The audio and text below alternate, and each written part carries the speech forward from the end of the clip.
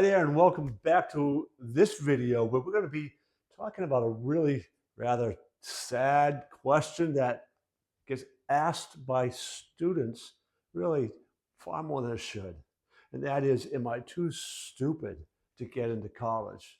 We're going to talk about that belief system in this video.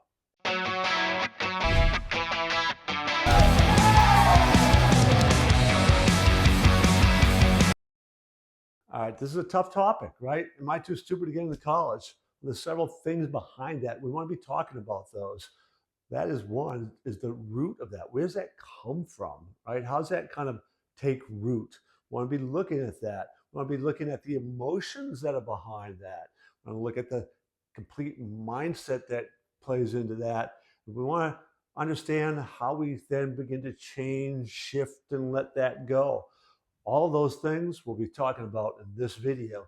Let's begin by talking about the root cause of this. And there are so many variables here. It's really challenging to look at any one particular thing, but I can say this. It's rooted in the past in all likelihood, ages 0 to 7, potentially even earlier than that.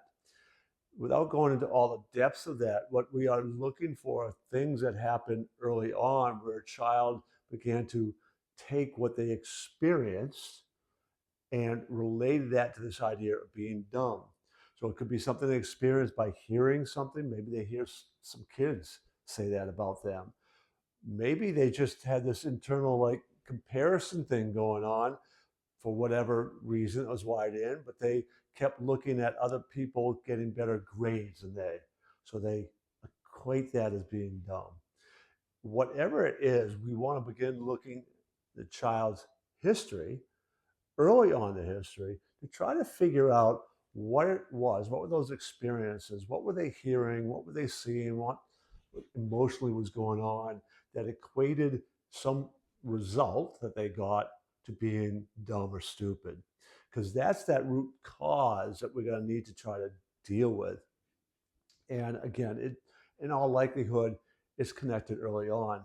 The other thing is it gets reinforced too, right? So there's this idea that they experience something that they're calling or related to, oh, this proves I'm stupid, right?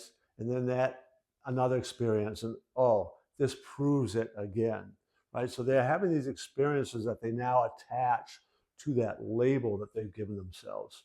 So that it could be an oversimplification, but that's the general idea of trying to figure out the root cause of this. From there, we want to begin to kind of understand what's going on emotionally, because typically this sort of experience that child has, this belief that they have, is going to be attached to anxiety. It could be frustration, anger. There's a bunch of emotions attached to that.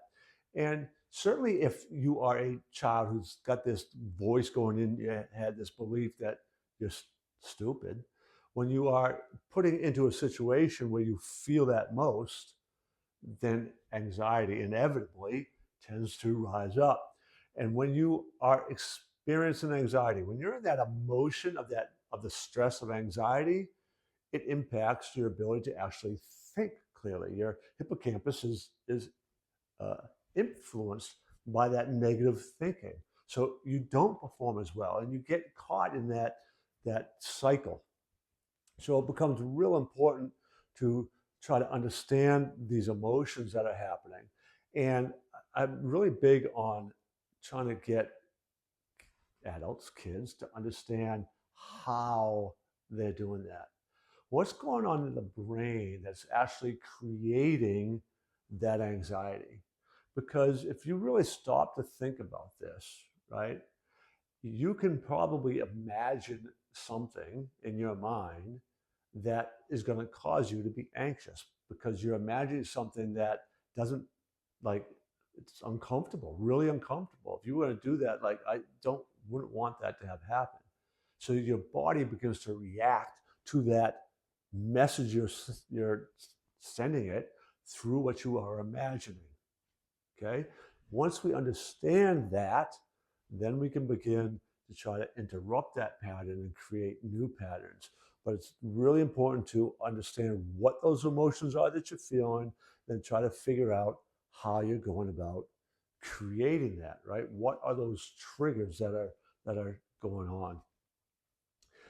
Let me talk about a couple different students here to kind of illustrate this. Um, One of them came from a background, large family, and a lot of failure in that family. So they were going through the school system.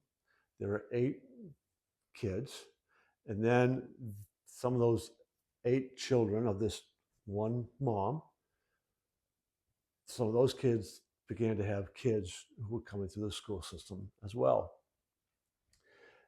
Only one of those students had ever graduated high school. She actually went on to get a culinary arts degree, moved out of the state. Then something happened. She came home and she fell into that same trap as everybody else in this family of giving up, of not being able to succeed, falling into drugs and alcohol. So along comes a now a granddaughter of the woman who had all these children, and she's coming into middle school with this history of failure and like not doing well and being stupid and not being smart enough and not being pretty enough and not being all these labels, but not being smart enough was one of them. So she comes into our program in 6th grade, and we usually only take 7th and 8th graders.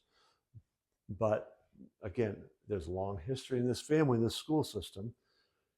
So we knew what we had work to do, and it was shifting those beliefs, showing them how to let go of those emotions, reframing that idea that I'm stupid, I can't handle this.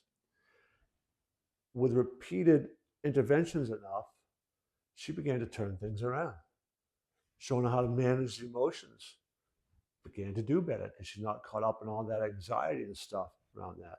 Having that little safety spot of our program away from some of the uh, other students that weren't always so kind uh, to her began to make her feel safer, feel better. All of that went on. She leaves our program after 8th grade year, goes up to high school. For whatever reason, she then is going to leave living with her grandmother, move in with her mom again, another district. She moves. Her mom ends up moving again. Her mom's, there's real issues going on there. Make a long story short, in 3 years, she moves 3 different times to 3 different high schools. But yet, by the time she's a junior, she's determined that it's possible for her to graduate a year early. Now, her family history, again, they don't graduate high school. And she's going to try to graduate in 3 years. And she did. We've kept in touch over the years. She's doing well. She's a mom now, tending to make sure that for her son, that cycle is broken for sure. But that change all began with a change of the beliefs and the emotions. Another student, same town, grew up in a trailer park, which is on the edge of town. This is a very affluent town. This is a trailer park that's on the ocean. That property is worth millions of dollars. He's being stigmatized because he lives in a trailer park, affluent town. Early on, he didn't do so well in math, so he began to get this belief that he's not smart, he's stupid, not just in math, but everything else. Test results showed that. Same thing as this other young lady. We had to break those beliefs down, deal with those emotions, deal with some of the stigma from just living where he lived. Once we did that, in 1 year, dramatic changes, going from bottom 10th percentile to solidly average, increasing his math scores 3 grade levels.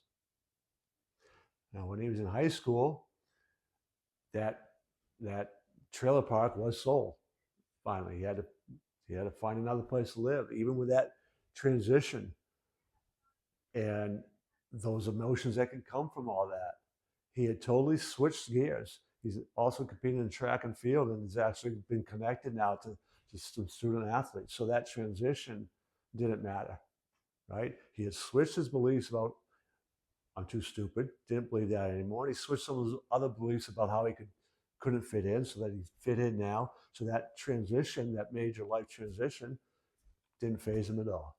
And he's happily married now. He's got 4 kids of his own. And again, breaking that cycle. So all of those things are crucial for us to make that shift. And it really kind of boils down to what we've talked about, which is this idea of the mindset, right? And it's all those beliefs, the emotions, the strategies that you're using on the things that go around you so that you can change things. And the last story I'll tell is the story of Katie, who once again caught up the emotions, the anxiety, and didn't do well at all. Attendance physically, attendance emotionally wasn't happening, right? She wasn't doing well grade-wise. She couldn't attend because of her emotionality, because of the stress, anxiety, and not believing she was smart enough. Well, after working with her, by the time she's a junior and she's applying to colleges, she got accepted into a top liberal arts college with a 17% acceptance rate. That's the power of learning to shift your mindset. I just wrapped this video up in this real important topic. You're not too stupid. You got to shatter that belief. I encourage you to subscribe to our channel. Please check out our other videos. In particular, you might be interested in the video "Do Sports Help You Get into College?" Check that out today and come back and watch another one.